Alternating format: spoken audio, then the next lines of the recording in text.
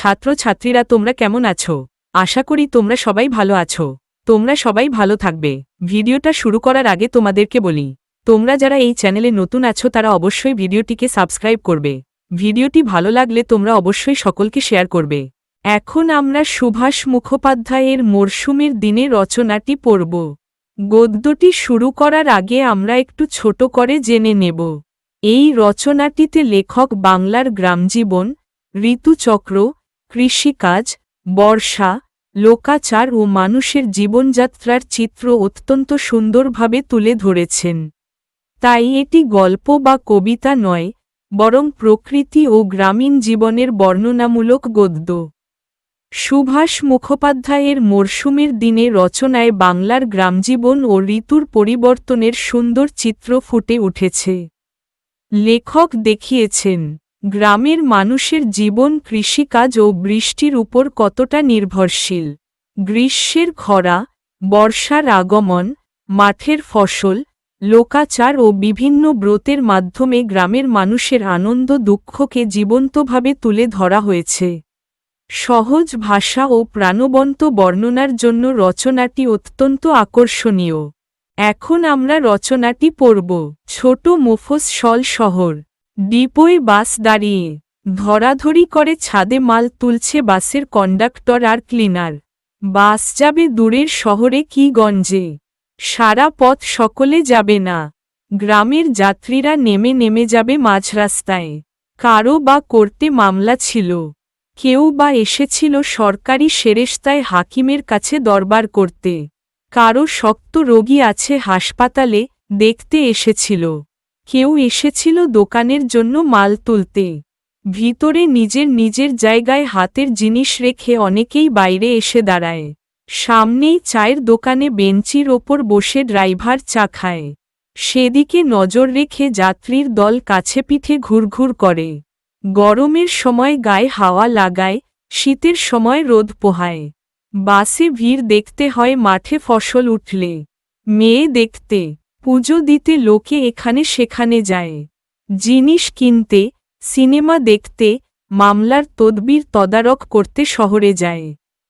উকিল মোক্তার, বামুন পুরুত, দর্জি দোকানি দুটো পয়সার মুখ দেখে। গ্রামের সঙ্গে শহরের যে এখনো নারীর টান, এই সময়টা তা বিলক্ষণ বোঝা যায়। ধন বলতে ধান, কথাটা আজও সত্যি। ধানের সবচেয়ে বড় বন্ধু বৃষ্টি। মাটি দেয় ফসল, আকাশ জল। ফসল আর জলবৃষ্টির কামনা করেই লোকের সারা বছর কাটে। দেশি মতে আগে বছর শুরু হতো জলবৃষ্টি আর ফসলের সময় থেকে।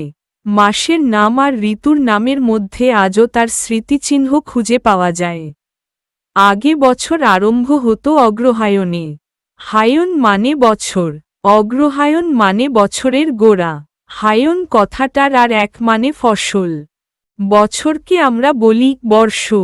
জলবৃষ্টির সময় এককালে বছর শুরু হতো বলে মরশুমের নাম হয়েছিল বর্ষ।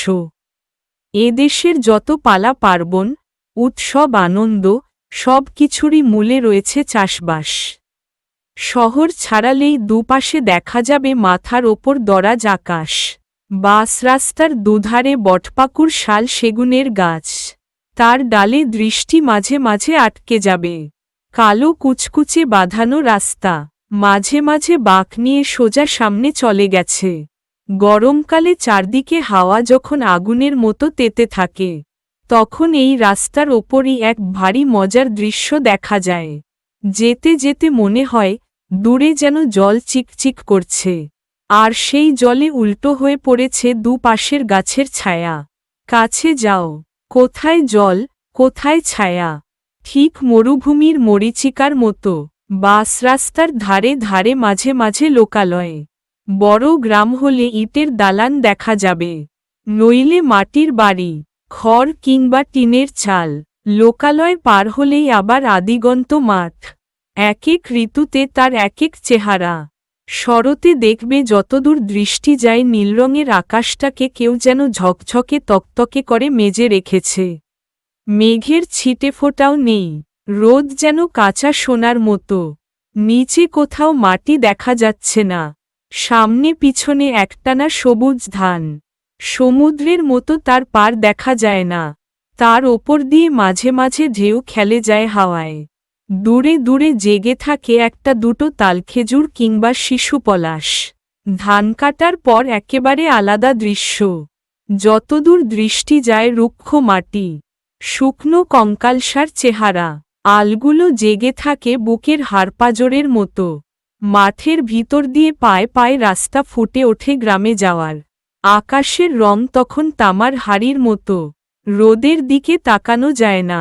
গরুর গাড়ির চাকায় মানুষের পায়ে মাটির ডেলাগুলো ভেঙে গুঁড়ো গুঁড়ো হয়ে ধুলো হয়। সেই ধুলো কখনো ঘূর্ণি হাওয়ায় কখনো দমকা হাওয়ায় উড়ে উড়ে দৃষ্টি আড়াল করে দাঁড়ায়। একটু বেলা হলেই মাটি তেতে আগুন হয়ে ওঠে। যারা হালবলদ নিয়ে ভোরে মাঠে গিয়েছিল, বেলা বাড়লেই তারা যত তাড়াতাড়ি পারে ঘরে ফিরবে। নদী পুকুর খাল বিল শুকিয়ে যায়। গাছে পাতা থাকে না। খাল বিল নদী নালার ধারে ধারে ছাড়া কোথাও ঘাসের ডগা দেখা যায় না। রাখালের দল ছড়ি পাচন হাতে বটস্থের ছায়ায় বসে থাকে। মাঝে মাঝে হাওয়ায় আগুনের হলকা দেয়। জলের জন্য চারিদিকে হাহাকার পড়ে যায়। লোকে সেই সময় ছায়া খুঁজে খুঁজে যাবে। পায়ে চলা রাস্তা যাবে বটস্থের তলা দিয়ে। আমকাঠালের ছায়ায় ছায়ায় বাঁধানো ইদারা, নদী নালা, তালপুকুরের ধার দিয়ে দিয়ে যেখানে হাতের কাছে পিপাসার জল পাওয়া যাবে। আকাশের জল চেয়ে বসুধারা ব্রত করবার এই হল সময়। কেন না এখন? কালবৈশাখী আগুন ঝরে, কালবৈশাখী রোদে পড়ে, নদী শুকু শুকু, আকাশের ছাই। কোথাও বা চাষির ঘরের বৌরা করে ক্ষেত্রব্রত। তারা যায় বাড়ির কাছের খোলা জমিতে। নিজেরা ঘট প্রতিষ্ঠা করে তার গায়ে সিঁদুর পুত্তলি এঁকে ঘটের জলে আমের পল্লব ডুবিয়ে দেয়। বুড়িদেরই কেউ হয় মূলব্রতী। হাতে ফুল আর দুর্বা নিয়ে ব্রতীর দল তার মুখ থেকে শোনে ব্রতের কথা।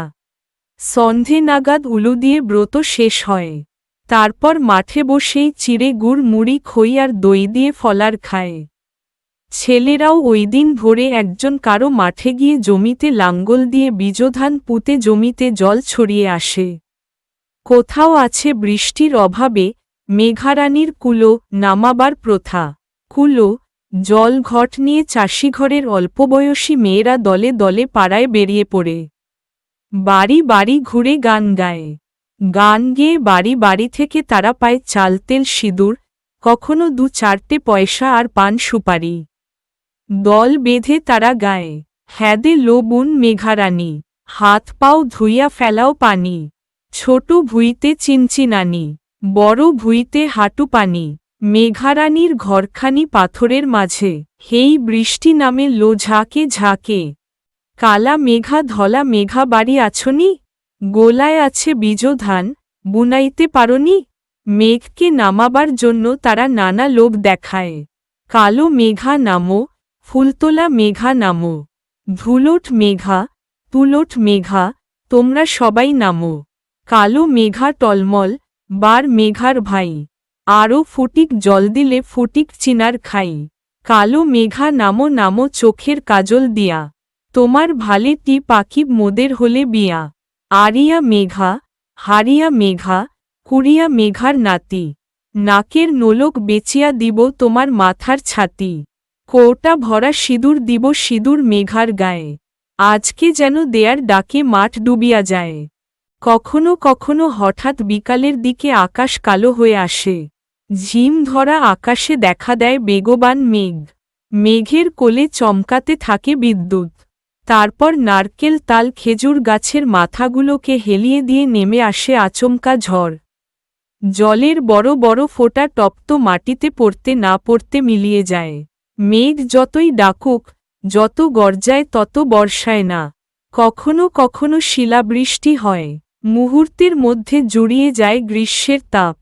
ছেলেরা হৈ হৈ করে ছোটে আমবাগানে। অন্ধকার হলে সঙ্গে হারিকেন নেয়।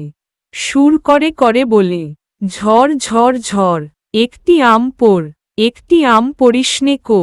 তলা বিছিয়ে পড়, খুকু খাবে পেট ভরে, নিয়ে যাবে ঘর। হাওয়ায় উড়িয়ে নিয়ে যায় মেঘ। বৃষ্টি আসি আসি করেও আসে না। আকাশ আগের অবস্থায় আবার ফিরে যায়। তবু বর্ষায় মরশুমের জন্য এখনই তৈরি হতে হয়। সারা গ্রামে চলে বর্ষার প্রস্তুতি। হঠাৎ একদিন ঝমঝম করে পড়ে বৃষ্টি। গরম মাটিতে জল পড়ে ভাপ ওঠে। চাষিদের মুখে হাসি ফোটে। ছোট ছোট ছেলেরা আনন্দে দুলে দুলে ছড়া বলে, আয় বৃষ্টি ঝেপে, ধান দেব মেপে। ছোকরার দল দাওয়া থেকে উঠোনে নেমে প্রথম বৃষ্টিতে হই হই করে ভেজে। মাটির সোদা গন্ধে চারদিক ভরে ওঠে। বৃষ্টির ঝমঝম শব্দে অন্য সমস্ত আওয়াজ ডুবে যায়। বৃষ্টির ছন্দে ছেলেরা ছড়ার ঝুলি উপর করে দেয়। সুর করে করে বলে, ও পারেতে কালো রং, বৃষ্টি পড়ে ঝমঝম, এ পারেতে লঙ্কা গাছটি রাঙা টুকটুক করে। গুণবতী ভাই আমার, মন কেমন করে। তারপর কদিন সমানে বৃষ্টি। হোগলার তৈরি মাথালে মাথা পিঠ ঢেকে দুরন্ত জলের মধ্যেই গামছা পরে চাষিরা বেরিয়ে পড়ে মাঠের কাজে। ধান রোয়া, আল বাঁধার কাজ এখনই সেরে ফেলতে হবে। ধান ছাড়াও কারো আছে পাটের জমি, তারও বিস্তর কাজ। গ্রামদেশে বনে বনে ফুল ফুটিয়ে বসন্ত কবে আসে কবে যায় ভালো করে ঠাহরি পাওয়া যায় না। দক্ষিণের হাওয়াই শুধু বসন্তকে মনে পড়িয়ে দেয়। কিন্তু বর্ষা নামলে একবার শুধু বাইরে এসে দাঁড়াও, যেখানে ঘাসের চিহ্ন দেখা যাচ্ছিল না। হঠাৎ চোখে পড়বে সেখানে যেন কে সবুজ জাজিম পেতে রেখেছে। জমিতে ধান ডিগ ডিগ করে বেড়ে ওঠে। মাঝে মাঝে নিড়িয়ে দিতে হয় মাঠ। কিছু দিনের মধ্যেই ফুরিয়ে যায় মাঠের কাজ। তখন শুধু ফসলের অপেক্ষায় বসে থাকা। বর্ষার শেষাশেষি মেয়েরা করে ভাদুলি ব্রত। মাটিতে আঁকে আলপনা, 7 সমুদ্র, 13 নদী, নদীর চড়া, কাটার পর্বত, বন, ভেলা, বাঘ, মোষ, কাক, বক, তালগাছে বাবুইয়ের বাসা। এই ব্রত সেই দিনের কথা মনে করিয়ে দেয়, যখন এদেশে সৌদাগররা 7 ডিঙা ভাসিয়ে সমুদ্রে বাণিজ্যে যেত। ব্রতের ছড়ায় আজও সে ছবি ধরা আছে। বাপ গেছেন বাণিজ্যে, ভাই গেছেন বাণিজ্যে, সোয়ামী গেছেন বাণিজ্যে, তারা যেন নিরাপদে ফিরে আসে। ভাদ্রের ভরা নদীকে ডেকে দুরু দুরু বক্ষে তারা ব্যগ্রতা জানায়। নদী, নদী, কোথায় যাও, বাপ ভাইয়ের বার্তা দাও।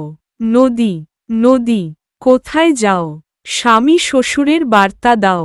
আজ সেই সৌদাগরও নেই, সেই বাণিজ্যও নেই। কিন্তু এই ব্রতের ভিতর দিয়ে মনে পড়ে যায় সেই আপনজনদের কথা, যারা দূরে আছে।